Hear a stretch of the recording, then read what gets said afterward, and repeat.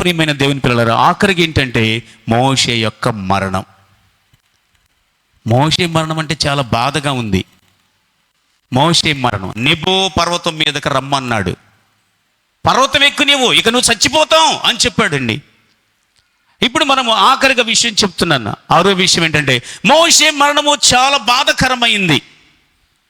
ఒకసారి మీరు చూడండి, ద్వితీయోపదేశకాండం 32వ అధ్యాయం, అందరూ చూడాలి. ద్వితీయోపదేశకాండం 32వ అధ్యాయం 48వ వాక్యం. ద్వితీయోపదేశకాండం 32:48 నుండి. ఆ దినమున యెహోవా మోషేతో ఇట్లా నేను యెరికో ఎదుటనున్న మోయాబు దేశమందలి అబారీమను ఈ పర్వతము అనగా నెబో కొండ ఎక్కి నేను ఇశ్రాయేలుకు స్వాస్థ్యముగా ఇచ్చుచున్న కనాను దేశమును చూచి నీ సహోదరుడైన అహరోను హోరు కొండ మీద మృతి పొంది తన స్వజనుల యొద్దకు చేరినట్లు నీవు ఎక్కబోచున్న కొండ మీద మృతి పొంది నీ స్వజనుల యొద్దకు చేరుదువు.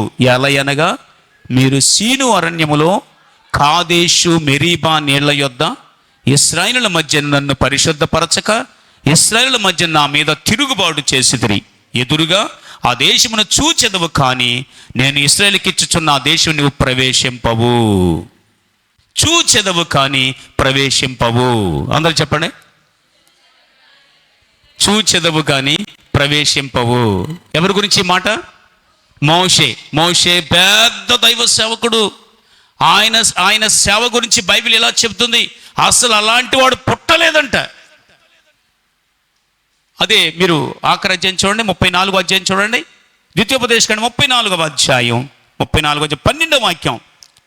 వాటి విషయంలో 10 నుండి చదువుదాం. ఐగుప్తు దేశములో 34:10. ద్వితీయోపదేశకాండం 34:10. ఐగుప్తు దేశములో ఫరోకును అతని సేవకులందరికీ అతని దేశమంతటికి ఏ సూచక్రియను మహత్కార్యములను చేయుటకు యెహోవా అతని పంపెనో వాటి విషయములోను ఆ బాహుబలమంతటి విషయములోను మోషే ఇశ్రాయేలు జనులందరి కనుల ఎదుట కలుగజేసిన మహాభయంకర కార్యముల విషయములోను యెహోవాను ముఖాముఖిగా ఎరిగిన మోషే వంటి ఇంకొక ప్రవక్త ఇశ్రాయేలులో ఇది వరకు పుట్టలేదు. గట్టిగా దేవునికి చప్పట్లు కొడదాం. హల్లెలూయా, హల్లెలూయా, హల్లెలూయా. మోషే లాంటి దైవ సేవకుడు ఇంకా పుట్టలేదంట. అప్పటి వరకు పుట్టనే లేదు. అలాంటి గొప్ప దైవ సేవకుడు. కానీ నువ్వు చూస్తావు, కానీ అందులోకి వెళ్ళవు. ఎందుకంటే మెరీబా నీళ్లు అని గుర్తుందా మీకు? మెరీబా నీళ్ళ దగ్గర మోషే నోరు జారి ఏమన్నాడు? ద్రోహులారా, మీకోసం నేను నీళ్లు పుట్టించాలా? బండతో మాట్లాడమంటే కర్రతో గట్టిగా కొట్టాడు. అప్పుడు దేవుడు నీళ్ళైతే ఇచ్చాడు. ప్రేమగల దేవుడు కదా, నీళ్ళు ఇచ్చాడు. దేవునికి నిజంగా కోపం అయితే అసలు నీళ్ళు రావు. ప్రేమగల దేవుడు ఇశ్రాయేలు దప్పిక కోసం ఆయన నీళ్ళు ఇచ్చాడు. కానీ నన్ను గణపరచలేదు మీరు, నన్ను పరిశుద్ధపరచలేదు మీరు, నువ్వు మీ అన్నయ్య. కాబట్టి అహరోను ముందే చనిపోయాడు. ఇప్పుడు మోషేను ఆ దేశ యువతల దాకా తీసుకొచ్చాడండి.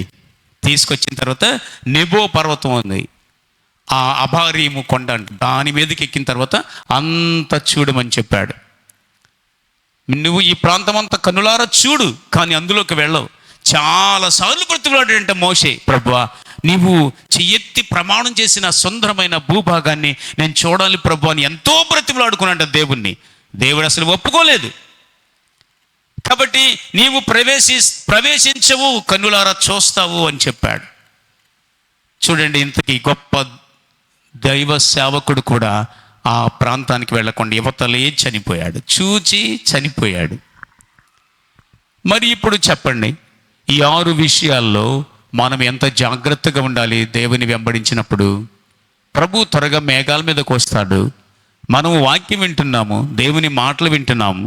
విన్నప్పుడు ఆయన కలుసుకోవాలి అనేటువంటి ఒక గొప్ప గమ్యం మీరు పెట్టుకొని ఆ గోల్ ప్రకారం ముందుకు సాగిపోవాలి. ప్రభు అతి త్వరలో రాబోతున్నాడు. పౌలు కూడా అంటున్నాడు, నాకు ఎన్నో శ్రమలు, కానీ ఈ శ్రమల్ని నేను మర్చిపోవడానికి కారణం ఏంటంటే ఆ మహిమ ఎదుట, త్వరగా ప్రత్యక్షమయ్యే ఆ మహిమ ఎదుట ఇప్పటి కాలపు శ్రమలు ఎన్నతగినవి కావని నేను ఎంచుచున్నాను. అందుకే శ్రమల్ని సంతోషంగా భరిస్తున్నా. నా యేసయ్య వచ్చినప్పుడు నన్ను మెచ్చుకుంటాడు, అదే నేను గోలుగా పెట్టుకున్నా. కాబట్టి నాకు ఎన్ని శ్రమలైనా నా నోరు జారి నేను ప్రవర్తించను. నా కష్టంలో, నా శ్రమల్లో ఇవన్నీ సంతోషంగా భరిస్తా. నా ప్రభు త్వరగా రాబోతున్నాడు. అందుకని నా ప్రియమైన దేవుని పిల్లరా, పాట ఎందుకు నేర్చుకోమన్నాడు చెప్పండి? పాట అంటే ఏంటి అక్కడ? ఏ సాంగ్ ఆఫ్ యువర్ లైఫ్. మీ జీవితంలో దేవుడిచ్చిన రక్షణ పాట అన్నమాట అది. ఒకప్పుడు నువ్వు ఐగుప్తులో ఉంటే దేవుడు నిన్ను విడిపించాడు. ఒకప్పుడు నువ్వు పాపంలో ఉంటే దేవుడు విడిపించాడు. నీ కోసం సిలువలో యజ్ఞం చేసి నేను విడిపించాడు కదా. ఎప్పటికీ మర్చిపోకూడదు ఆ పాట. ఆయన్నే గణపరచాలి. విగ్రహాల వైపు నువ్వు మోసపోతావేమో, నీవు కూడా ఎప్పుడైనా అలాగైపోద్దాము నీ పని. జాగ్రత్త, జాగ్రత్త. అందుకే పాట కంఠస్థం చేయి. నువ్వు మోషే రాసిన పాట అంటే అది. అందులో పాట ఏం చెప్పండి? ఏ సాంగ్ ఆఫ్ అవర్ సాల్వేషన్. మన రక్షణ కూర్చిన పాట అన్నమాట అది. యేసయ్య నన్ను ప్రేమించి నా కోసం ప్రాణం పెట్టాడు. ఏదో పాట ఉంది కదా, నా యేసు మార్గంబులో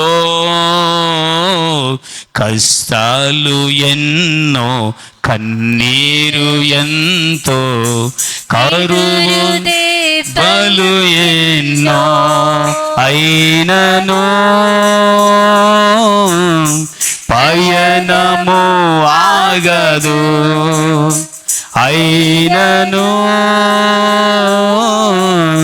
పయనము ఆగదు. ఎన్నో శ్రమలు, ఎన్నో శోధనలు, ఎన్నో కష్టాలు అయినప్పటికీ నా ప్రయాణం ఆగదు. నేను ముందుకే సాగిపోతాను. శోధనలు ఎన్నో వచ్చినా నేను ఆగేది లేదు. నా ప్రభు కొరకు ముందుకు సాగిపోతాను.